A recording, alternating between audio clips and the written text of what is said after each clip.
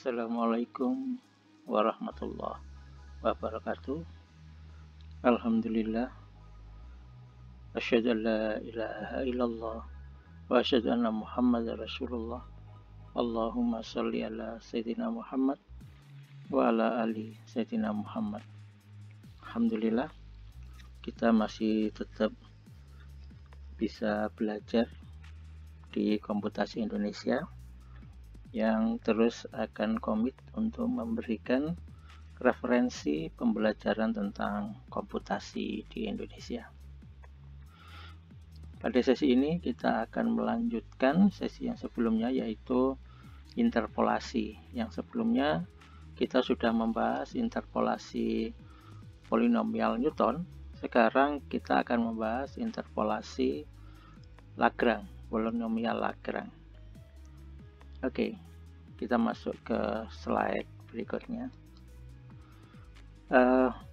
Saya ingin tetap memberikan penjelasan supaya bagi yang belum melihat video polinomial Newton itu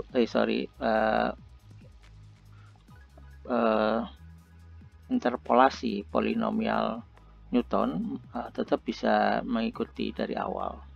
Jadi kita tahu bahwa ada konsep tentang regresi, ada konsep tentang interpolasi. Regresi itu adalah sebuah mekanisme di mana kita ingin mendapatkan persamaan garis penghubung antar semua data. Jadi konsepnya regresi itu adalah mendapatkan persamaan. Begitu. Setelah persamaannya itu ada, maka semua titik yang nggak ketemu atau semua titik yang tidak ada datanya bisa diisi. Ya, tapi memang konsep dasarnya itu adalah mencari persamaan penghubung dari data yang ada. Begitu. Nah, sekarang bagaimana dengan interpolasi? Interpolasi itu konsepnya mengisi data yang belum ada.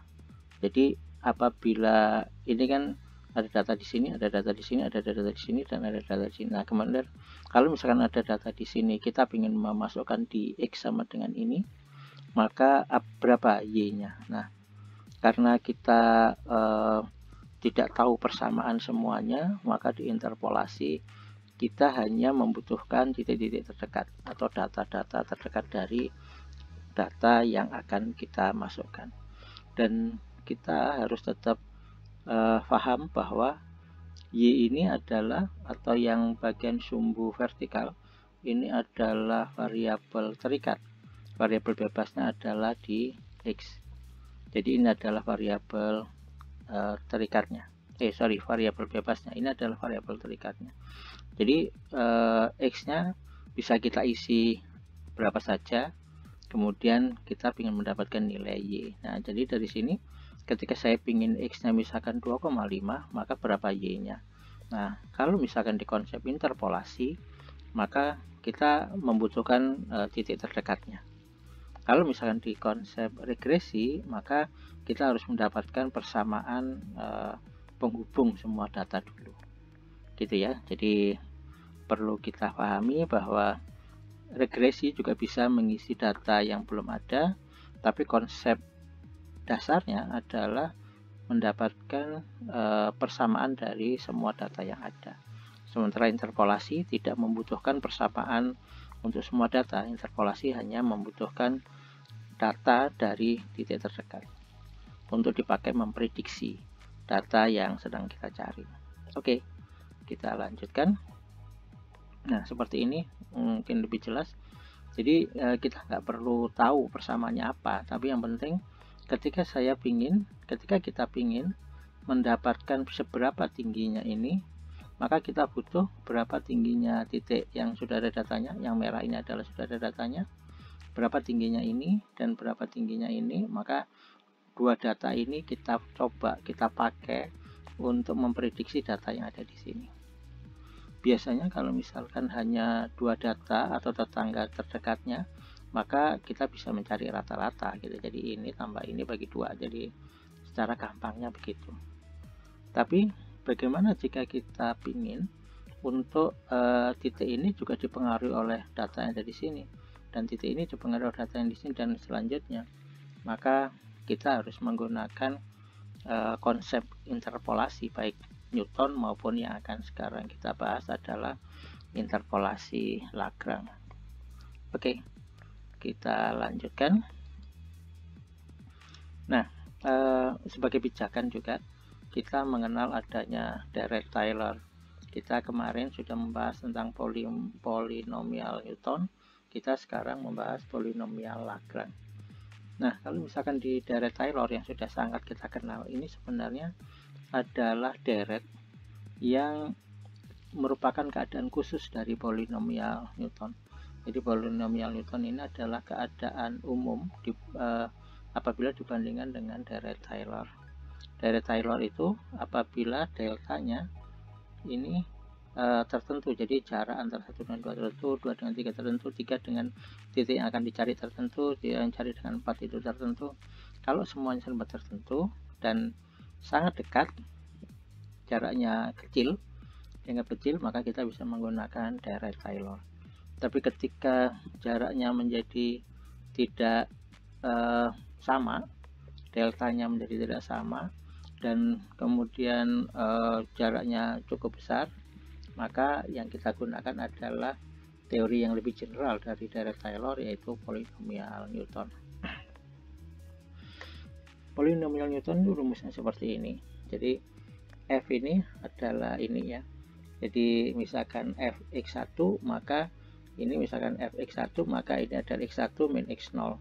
Jadi x1 min x0 gitu. Jadi kalau misalkan fx2 gitu, maka di sini adalah x2 min x1, ini x2 min x1. Nah, begitu. Nah, kalau misalkan f ini kita substitusikan di sini, ini turunan kedua, nanti ini jadi turunan pertama. Kalau misalkan yang polinomial Newton ini kan seakan-akan dibagi ya, terbagi, jadi polinomial terbagi enggak gitu. Nah, sebenarnya kalau misalnya ini kita substitusikan, maka bentuknya menjadi polinomial Lagrange. Jadi polinomial Lagrange ini adalah mekanisme penyederhanaan simbol atau rumus dari polinomial Newton. Jadi sebenarnya ini relatif sama. Jadi kalau misalnya kita substitusikan, maka bentuknya akan menjadi polinomial Lagrange. Begitu. Jadi polinomial Lagrange itu adalah perubahan perumusan, penyederhanaan supaya tidak ribet untuk turunannya selalu dibagi ya, bagi dua gitu, diferensial terbagi gitu istilahnya.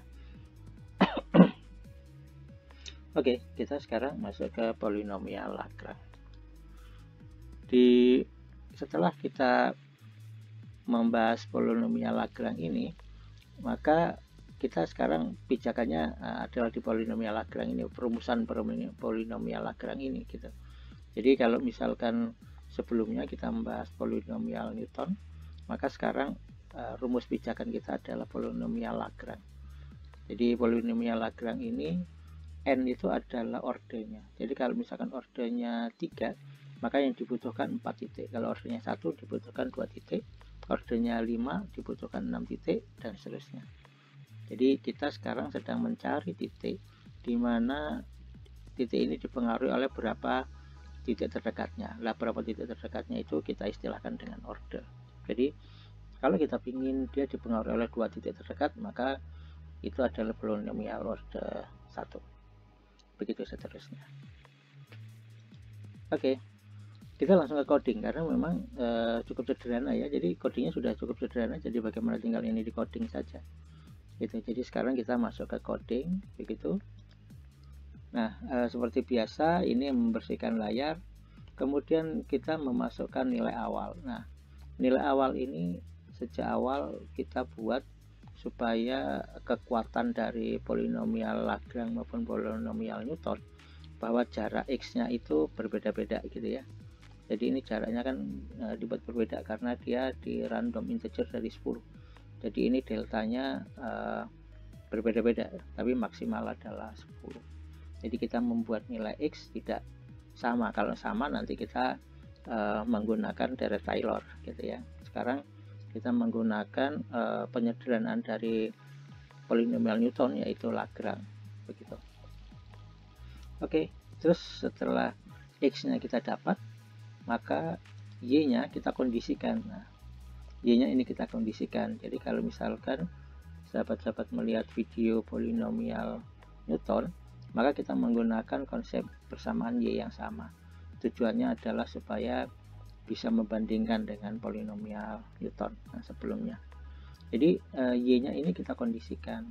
Kenapa dikondisikan? Karena kita ingin memastikan bahwa hasilnya nanti apakah akan sama, apakah akan mengikuti persamaan ini. Maksudnya apa? Maksudnya ketika kita meletakkan titik sembarang di sini. Nah, titik sembarang di sini itu diprediksi oleh polinomial Lagrange ini itu sesuai gak dengan garis yang sebenarnya itu adalah garis kita, itu adalah garis yang memang kita buat untuk mendapatkan titik-titik yang kita buat di Y ini, gitu ya. Jadi X-nya kita masukkan di random, kemudian Y-nya kita kondisikan dengan persamaan ini untuk diuji coba, begitu. Nah, oke, inputnya, mohon maaf, ini inputnya salah ketik. Ini inputnya kita buat 32,5. Inputnya kita buat 32,5, ordernya ada order 5. Kenapa harus di 32? Ya tidak sih, sebenarnya kita buat 32,5 supaya lebih bervariasi, begitu. Ini silahkan dibuat inputnya berapa, tergantung dari kita mau mencari di titik mana Y yang akan kita cari. Oke, begitu. Jadi kita mencari, kalau misalkan kita ingin mendapatkan sebuah titik dari order 5, maka jumlah titik yang harus disiapkan itu adalah 6 titik. Bagaimana jika yang kita punya itu 20 titik? Ya tetap diambil 6-nya, dimana titik ini harus ada di antaranya, begitu. Boleh nggak titik ini di luarnya? Tidak boleh. Titik ini harus tetap berada di antaranya, tidak boleh di luar. Oke. Nah, oleh karena itu maka titik-titik yang ada ini harus di filter, harus diambil. Jadi karena kita membuat order 5, maka dari 10 ini sementara kita akan menyiapkan 10 titik ya. Jadi dari 10 ini kita harus mengambil 5 dimana di dalamnya adalah titik input yang akan kita proses, begitu ya. Input yang akan kita cari outputnya dari menggunakan metode interpolasi Lagrange. Nah, kita menggeser posisi X. Jadi tadi X-nya adalah 10, begitu. Maka kita harus mencari di mana kita akan menggeser. Jadi X0-nya tadinya di sini, sekarang X0-nya harus digeser supaya yang tadi dicari X inputnya itu harus berada di tengah-tengah titik-titik yang kita punya, begitu ya. Jadi ini harus digeser posisinya. X0-nya harus, jadi kalau misalkan di sini sebelumnya ada data, X0-nya ada di sini, berarti harus diubah X0-nya harus ada di sini, begitu. Oke. Nah, kemudian setelah kita menggeser posisi, maka kemudian kita menghitung polinomial Lagrange. Nah, rumusnya adalah sudah dibuatin, adalah penyederhanaan dari polinomial Newton. Nah, kemudian setelah dapat seperti tadi, kita akan membandingkan antara data dari perhitungan polinomial Lagrange dengan perumusan yang real. Jadi F yang dihasilkan dengan yang real tadi akan dibandingkan dan kita cari nilai errornya. Kalau errornya 1, berarti dia ini salah banget. Kalau errornya 0, benar banget, gitu ya. Oke, kita lanjutkan. Nah, ini setelah kita jalankan, maka ini N10. Jadi kita punya N10, kemudian X-nya ini yang kita random, ini kan deltanya jadi beda-beda. Ini delta 9, ini 1, ini 5, jadi deltanya beda-beda. Jadi delta ini karena ketambahan random ini ya. Jadi karena ketambahan random, jadi deltanya jadi beda-beda. Terus kemudian di sini Y-nya kita kondisikan. Y-nya kita kondisikan.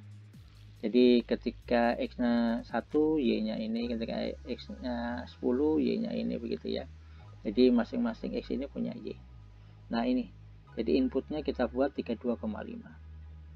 Kita buat 32,5, berarti berada di antara yang mana? Berarti di antara ini. begitu. Oke, masukkan nilai awal, kita sudah masukkan input, kita sudah masukkan order, Y-nya dapat, X-nya dapat. Perlu saya ulang sebentar bahwa data ini kenapa kita buat program, karena kita ingin menguji program konsep interpolasi Lagrange-nya. Kalau misalkan nanti di dalam penelitian di lapangan, ini biasanya langsung diisi. Ini biasanya langsung diisi X-nya berapa, Y-nya berapa, sesuai dengan kondisi yang ada di eksplorasi di lapangan. Nah, kemudian kita ingin memastikan nilai inputnya ada di mana. Nah, karena inputnya tadi 32, berarti kan di antara ini. Nah, di antara ini kita harus mengambil 6 karena ordernya 5, berarti boleh diambil dari sini 1, 2, 3, 4, 5, 6, berarti mulai dari sini ke sini, atau kita ambil dari sini 1, 2, 3, 4, 5, 6, kita boleh ambil dari sini, atau kita mau ngambil dari sini 1, 2, 3, 4, 5, 6. Nah, kalau di dalam program ini secara otomatis dibuat atau saya buat dari nilai inputannya, nilai selanjutnya itu dipakai sebagai nilai akhir. Jadi dia di sini mundur order plus 1. Jadi ordernya 5 berarti mundur 6. 1, 2, 3, 4, 5, 6. Jadi di sini. Jadi sampai 10. Jadi nanti akan diambil di sini. Gitu ya. Ini posisinya harus tahu. Jadi setelah input dapat, maka dia harus mengecek inputnya ada di mana. Nah, kemudian dia menggeser karena kita tahu tadi inputnya ada di sini, maka X1-nya tidak lagi 1, tapi X1-nya adalah 10. Jadi X1-nya 10, jadi ini X1, X2, X3, X4, X5 itu. Gitu ya. Jadi ini. Kemudian Y-nya berarti mulai dari sini. Y-nya ngikuti. Gitu. Jadi inputnya ini karena inputnya 32,5, maka Y awalnya mulai dari 2. Y awalnya mulai dari 2. Jadi ini sekarang menjadi I1 atau menjadi X1. Gitu. Oke, setelah siap datanya, maka data ini harus diproses. Nah, mulailah dia diproses. Jadi proses ini menggunakan perumusan yang sudah dirumuskan di polinomial Lagrange. Ini codingnya, nanti sahabat bisa melihat di bagian penjelasan. Saya akan memposting codingnya, jadi silahkan monggo untuk mengoprek dan kita koreksi bareng-bareng jika ada yang bermasalah. Oke, setelah ini di running, maka munculnya adalah F-nya, karena ini adalah looping, F-nya berubah ya. Nah, kemudian F terakhirnya adalah ini, berarti 382.000 F-nya.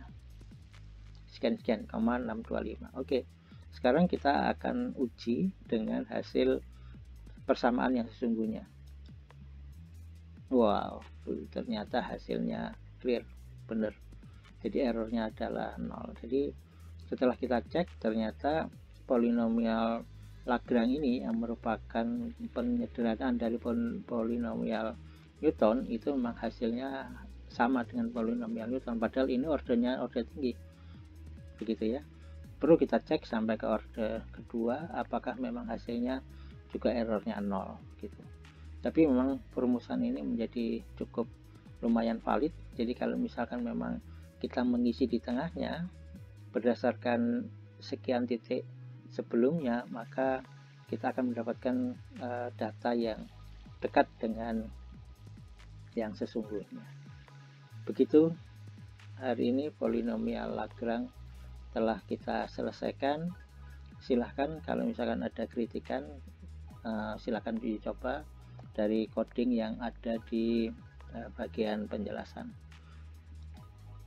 Terima kasih, semoga manfaat pembahasan pada hari ini, dan semoga kita selalu menjadi orang yang siap untuk menjadi pembelajar yang baik.